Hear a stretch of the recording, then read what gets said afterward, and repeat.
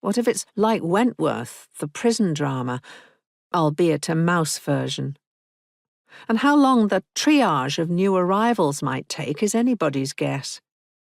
The facility is likely staffed entirely by volunteers, who in Helen's experience are often useless. As hot air swells the cooking pie, Helen takes a whole strawberry from the container, a bit of bread crust, some oats, and an unsalted nut. She cuts the fruit and bread, breaks the nuts and oats with her fingers, rips a square of fresh toilet paper from the downstairs loo, arranges the items in a small pile, returns to the downstairs loo to fill a saucepan with water, sets it on the ring to boil, pours in frozen peas, waits.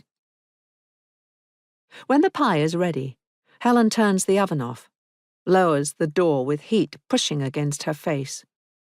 She removes the pot from the stovetop, strains the peas in the downstairs loo, tumbles them from the colander onto the plate beside the steaming pie. When Helen lifts the toilet paper of mouse food, it tips and the pieces go flying. Without picking them up, she throws open the cutlery drawer, grabs a knife and fork, storms into the sitting room with her own plate of supper. On the television is a family drama set on a farm. The food sits steaming on her lap, but instead of eating, Helen stares at her old, unreliable hands. Not a soul alive would have believed the miraculous things they were once capable of. She tries to focus on the television, but the voices seem far away, as if unconnected to her life now on Westminster Crescent, and even farther from the one in Australia that she never realized would end the way it did. Helen sets her untouched plate of supper on the coffee table and gets up. If anybody threw food at her like that, she wouldn't touch it either, even if she was starving. She imagines herself arguing with the man in the hardware store about the dignity of mice. "Look," she would say, pointing to fur on his belly, "it doesn't clean and brush itself. He does it with his own 2 paws and tongue."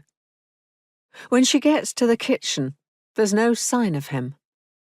In the downstairs loo, Helen rips another piece of toilet paper, which she lays flat in the sink.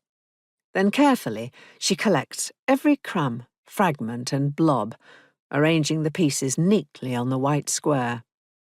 It looks pretty when she's finished, and Helen is glad she got up to do it.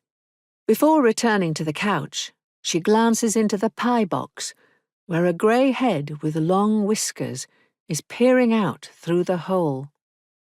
Its eyes are like 2 currants, but bright with something she has seen before in the faces of those who now haunt her.